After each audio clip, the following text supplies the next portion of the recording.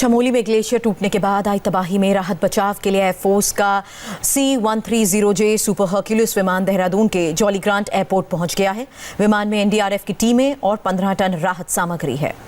ये विमान गाजियाबाद में हिंडन एयरबेस से देहरादून पहुंचा है। खुद CDS जनरल बिपिन रावत सेना के रेस्क्यू ऑपरेशन पर नजर बनाए हुए हैं। दूसरी बड़ी खबर यह है कि DRDO की भी एक टीम कल चमोली जाएगी। इस बारे में और जानकारी दें उससे पहले एक बार फिर से आपको ये बता दें, राहत और बचाव के लिए एयरफोर्स का C-130J सुपर हर्क्यूलिस विमान देहरादून के जॉली ग्रांट एयरपोर्ट अब पहुंच गया है। ये थोड़ी देर पहले की तस्वीरें, गाजियाबाद में हिंडन एयरबेस से ये देहरादून पहुंचा है। और साथ ही बता दें कि इसी विमान में एनडीआरएफ की टीमें और 15 टन राहत सामग्री भी पहुंचाई गई है। इस पूरे रेस्क्यू ऑपरेशन पर CDS जनरल बिपिन रावत की भी नजर है। पल पल का अपडेट उन तक पहुंचाया जा रहा है और साथ ही ये भी कि किस तरीके से इस पूरे रेस्क्यू ऑपरेशन को अंजाम दिया जाए। बड़ी खबर एक और कि DRDO की एक टीम कल भी चमोली जाएगी। DRDO की ये स्नो और एवलांच एक्सपर्ट्स की टीम होगी। चमोली में ग्लेशियर्स और उसके आसपास के इलाकों का पूरा एनालिसिस किया जाएगा, अध्ययन होगा। तो किस तरीके से रेस्क्यू ऑपरेशन को आगे बढ़ाना है, DRDO की टीम की भी उस पर नजर रहेगी।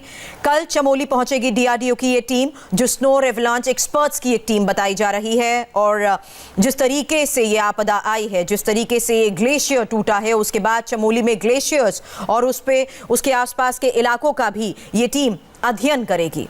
हालांकि अभी हालात को देखते हुए जिस तरीके से रेस्क्यू ऑपरेशन चल रहा है, युद्ध स्तर पर ये रेस्क्यू ऑपरेशन जारी है ताकि राहत और बचाव को लेकर जितनी टीम्स की जरूरत है, इस बारे में भी एक एक अपडेट दिया जा रहा है। फिलहाल ये तस्वीरें आपसे थोड़ी देर पहले की भी सामने आई हैं, जब C-130J सुपर हर्क्यूलिस विमान देहरादून के जॉली ग्रांट एयरपोर्ट पर पहुंचा है, जिसमें एनडीआरएफ की टीम्स और 15 टन राहत सामग्री लेकर यह विमान देहरादून पहुंचा है। गाजियाबाद के हिंडन एयरबेस से इसने उड़ान भरी। और फिलहाल एक और बड़ी खबर यह है कि DRDO की टीम भी जल्द इस रेस्क्यू ऑपरेशन को ज्वाइन करेगी। कल तक ये टीम चमोली भी पहुंचेगी, जहां स्नो एवलांच एक्सपर्ट्स के साथ ओवरऑल एनालिसिस, पूरा अध्ययन किया जाएगा वहां के हालात और पूरे इलाके को लेकर। पूर्व DG NDRF के संजय कुमार इस वक्त हमारे साथ जुड़ चुके हैं। संजय जी, इंडिया टीवी को वक्त देने के लिए शुक्रिया आपका। सर, ये समझना चाहेंगे कि अभी के हालात को देखते हुए किस तरीके से इस रेस्क्यू ऑपरेशन को चलाया जा रहा है, और अब क्योंकि अंधेरा हो गया है, किस तरह के चैलेंजेस इनके सामने? जी हाँ, पहले तो मैं बता दूं कि इस आपदा की घड़ी में पूरा भारत उत्तराखंड के लोगों के जो प्रभावित लोग हैं उनके साथ है, और तरह तरह के रेस्क्यू टीमें वहाँ पर हैं। हर आर्मी के, नेवी के गोताखोर वहाँ पर भेजे जा रहे हैं। ITBP की टीम काम कर रही है, NDRF, SDRF, local police, fire, home guard, सभी उस तरह से काम कर रहे हैं। सिविल डिफेंस की टीम्स है। लेकिन अभी जैसा कि आपने बताया कि अंधेरे के कारण रेस्क्यू में कुछ बाधा जरूर आती है। अभी भी कुछ लोग लापता बताए जाते हैं, जबकि ये पानी का जो टेम्परेचर है, ये जो मैं कहूँ कि फ्रीजिंग पॉइंट के आसपास है। तो जो ये बर्फीले पानी में जो मडी वाटर है, उसमें तेज़ धार में और ऐसे परिस्थिति जहाँ पर कि आसपास जो खतरे की संभावना हो, ऐसे में ये जो रेस्क्यू ऑपरेशन है इसको चलाना बहुत ही कठिन होता है।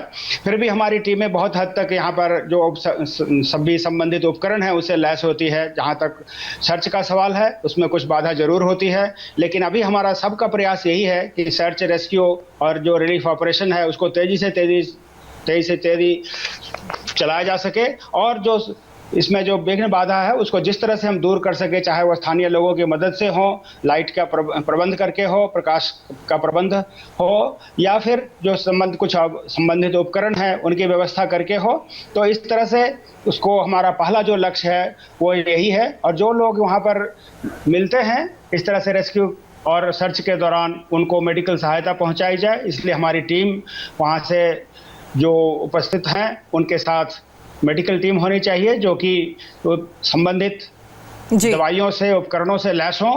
और इस प्रकार पहला लक्ष्य हमारा यही है कि इस दुर्गम परिस्थिति में भी हम जो सर्च रेस्क्यू ऑपरेशन है उसको प्रभावित ना होने दें, और यथासंभव प्रयास करें कि लोगों के जान माल को बचाया जा सके। कुछ तस्वीरें भी हमारे सामने आई हैं, कैसे टनल से लोगों को बचाने की कोशिश की गई है। और जैसा आपने बताया कि जब ग्लेशियर फटता है तो टेम्परेचर पानी का बिल्कुल बहुत ज्यादा ठंडा होता है, और क्योंकि सब जगह पानी और मिट्टी होती है उस पर चलना, उसके ऊपर रेस्क्यू ऑपरेशन करना, जाहिर सी बात है आप मशीन्स का इस्तेमाल भी नहीं कर सकते, सब कुछ हाथों से ही करना होता है, मैन्युअली करना होता है। जी हाँ, तपोवन टनल से जिस तरह से 16-17 लोगों को रेस्क्यू करके निकाला गया आईटीबीपी द्वारा, ये सराहनीय कार्य है। और आपने देखा कि इसमें कितनी मुश्किलें आई इस रेस्क्यू ऑपरेशन में। बहुत ही जद्दोजहद के बाद उन लोगों को निकाला जा सका। और जो प्रभावित लोग थे उनकी हालत आपने देखी होगी, वो कितना गंभीर स्थिति में थे, उनके क्या ट्रॉमा उनके साथ हुआ होगा, कैसे संभावनाएं बनती थी। तो इन सब के बीच वो खतरे से बाहर आए और जो स्थिति थी उसका हमने जायजा लिया। इसी तरह से जो लोग अभी मिसिंग बताए जाते हैं उनकी स्थिति को भांपते हुए हमारा ये प्रयास होना चाहिए कि हम उनको जल्दी से जल्दी रेस्क्यू कर सकें, चाहे हमें अतिरिक्त प्रबंध भी करने पड़े, ताकि इस दुर्गम स्थिति में, दुर्गम स्थान पर जो लोग हैं उस विषम परिस्थिति से उनको बाहर किया जा सके और यथासंभव जान माल की रक्षा की जा सके। सर, जब कभी फ्लड होता है, इवैक्यूएशन के प्लान्स क्या होते हैं, क्या कोशिश की जाती है, किस तरह से टीम्स स्टैंड बाय मोड पर रखती हैं, और अभी यहाँ की तस्वीरें और हालात को देखते हुए आपको क्या लगता है क्या जरूरी है? फॉर्चुनेटली मैं ये कहूँ कि इसमें जलस्तर अभी बहुत बढ़ नहीं रहा है और जो मौसम है उसको भी संभावना बताई जा रही है कि वो ठीक रहेगा। जो इसमें तत्काल जो बहाव को रुकने की संभावना थी और जलस्तर ऊपर जाने की संभावना थी वो अब नहीं है, लेकिन जो आसपास है हमें नज़र रखनी होगी कि और भी उसमें लैंडस्लाइड ना हो, ताकि डैम की स्थिति ना बने, जो और भी एवलांच आने की संभावना ना हो वो स्थिति ना बने। और ऐसी स्थिति में जबकि हमें लोगों को जो खतरे के सामना कर सकते हैं, जहाँ तक कि हाईएस्ट फ्लड लेवल HFL जिसको बोलते हैं, वहाँ तक अगर जलस्तर जाने की संभावना है तो वहाँ से लोगों को हम सुरक्षित स्थान पर ले जाएं। और उसके लिए ज़रूरी है कि हम वल्नरेबिलिटी पॉइंट का आकलन करें कि कौन कौन से जो एरियाज हैं वो वल्नरेबल हैं, जहाँ पर रिस्क फैक्टर ज़्यादा है, हैजर्ड्स क्या हैं। तो इन सबको आंपते हुए हम लोगों को सुरक्षित स्थान पर ले जाए ताकि जान माल को बचाया जा सके और जो प्रभावित लोग हैं उनको समय रहते हुए हम बाहर कर सकें। अभी वॉच रखने की भी आवश्यकता है कि जो वल्नरेबल पॉइंट्स हैं उस पर और एवलांच आने की संभावना तो नहीं है, क्योंकि ये मौसम के गर्म होने के साथ ही ये बर्फ के टूटने का सिलसिला जारी हुआ और हमने देखा कि उसमें जो एवलांच टूट करके जो बर्फ आया उसके कारण ये सारी स्थिति उत्पन्न हुई है। और जो आसपास के इलाके हैं वो प्रभावित हुए। तेज धार में वो उसके बहाव का जो पावर होता है वो बहुत ही ज़्यादा होता है, उस मोमेंटम का सामना करना मुश्किल होता है और उसमें जो इंफ्रास्ट्रक्चर है वो प्रभावित होते हैं। तो इसके कारण ही बहुत से लोग प्रभावित हुए जो वहाँ काम कर रहे थे।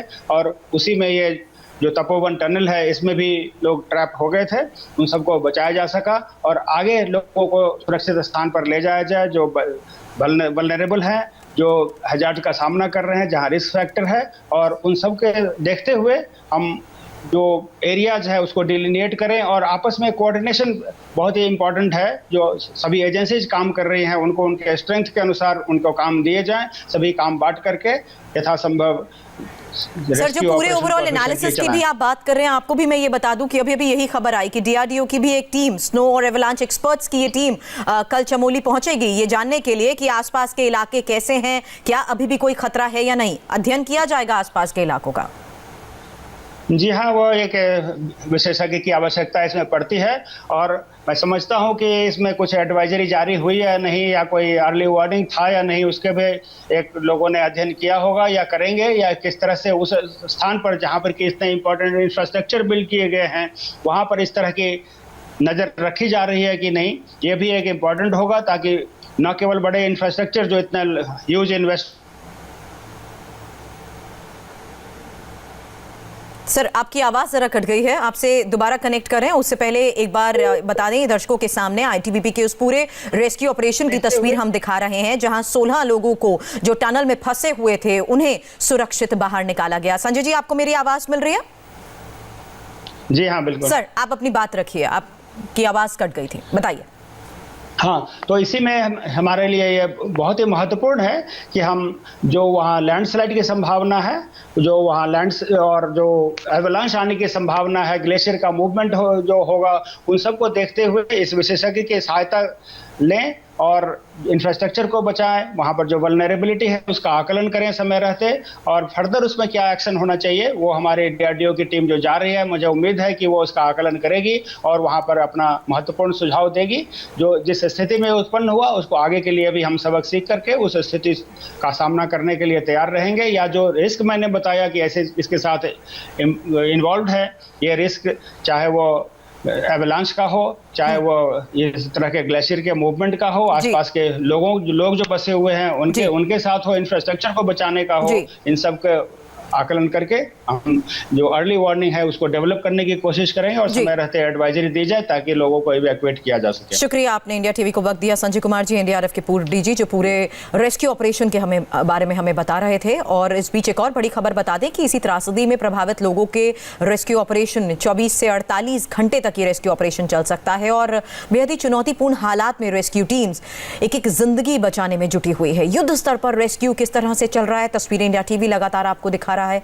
साथ ही बता दें, जोशीमठ के करीब रिगी गांव में सेना के कॉलम को तैनात कर दिया गया है। जोशीमठ में सेना के 2 और औली से भी 2 कॉलम को तैनात किया गया है। इसके अलावा सेना के इंजीनियरिंग टास्क फोर्स की भी तैनाती की जा रही है। सेना के 2 चीता हेलीकॉप्टर्स को भी रेस्क्यू में लगाया जा रहा है।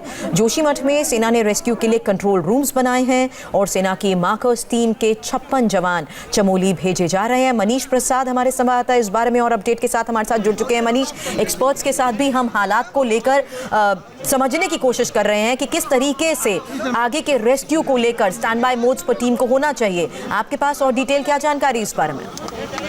सुरभि, इस समय क्विक रिस्पांस के तौर पर भारतीय सेना के 6 कॉलम, जिसमें करीबन 600 से ज्यादा जवान हैं, उनकी तैनाती की गई है आसपास के लोकेशन पे, क्योंकि अंधेरा हो चुका है और ये रेस्क्यू ऑपरेशन करीबन 48 घंटे कम से कम चलने की उम्मीद है।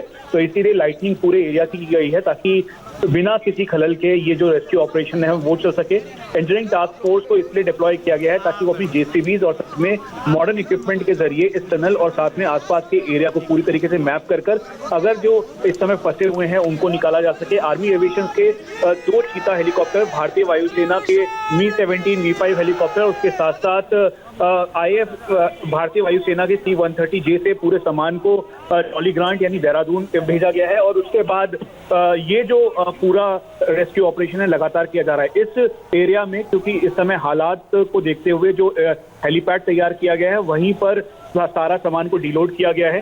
भारतीय नौसेना के मार्कोस कमांडोज को भेजा गया है ताकि ये जो अगर एरियाज में कहीं से भी और चुनौती होती है या फिर ग्लेशियर बर्स्ट जैसी सिचुएशन दोबारा बनने की कोशिश होती है तो उससे निपटा जा सके। सबसे बड़ी बात यह है कि यहाँ पर भारतीय सेना, भारतीय वायुसेना और नौसेना के जो जवान और ऑफिसर्स तो हैं ही, साथ में मेडिकल कोर के जो जवानों को तैनात किया गया है। उसके अलावा ITBP के करीबन 200 से ज्यादा जवान इस समय है। एक एक करके उन्होंने जो टनल के अंदर जो लेबर्स थे उनको निकाला, इवैक्यूएट किया। उसके अलावा अभी कार्य किया जा रहा है। उसके अलावा ये हिदायत दी गई है अलकनंदा के आसपास और साथ में जो रिवर लाइन एरियाज है उस सभी एरियाज को लोग खाली करके सुरक्षित जगहों पर जाएं। शुक्रिया, नजर बनाए रखें। मनीष, आगे भी आपसे अपडेट लेंगे। तो 24 से 48 घंटे तक अभी रेस्क्यू ऑपरेशन चलेगा और किस तरह से टीम्स अब अलर्ट मोड में है, मनीष बता रहे थे। छोटे से ब्रेक के लिए हमें यहाँ पर रुकना है। खबर पर और अपडेट और साथ ही नजर हेडलाइंस पर ब्रेक के बाद।